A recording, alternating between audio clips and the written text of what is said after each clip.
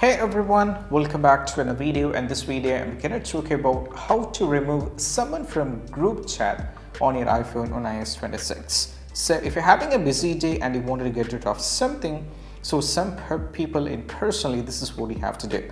So first of all, what you need to do is you have to go over here, tap on the messages and give your Face ID over here like this, and make sure that you're in the group. And once you get into the group, what you need to do is you have to go over here, tap on this at the top, and these are the people's right now. As you can see, we have info and backgrounds and all those things.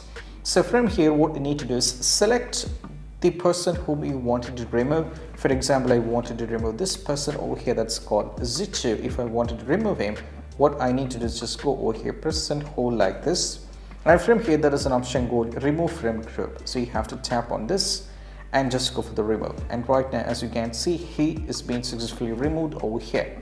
And after trying with this, if you're having an issue with this, then what you need to do is either you can try. Sometimes when you're trying to remove, it's not working, or you're getting any kind of an error, then what you need to do is you don't have to do anything. You just need to do only one thing over here. That is all about. You just need to go over here, then turn on the airplane mode and just wait for a couple of seconds, hardly 1 minute. Then you just need to turn this off. Then you have to check. Right, and parallelly also keep in mind that apart from the airplane mode, you have to make sure the iMessage is turned on. So if you don't know how to do this, just go over here in the settings. Now from here you have to scroll it down all the way down, or you can search here for messages. You can just search here for messages.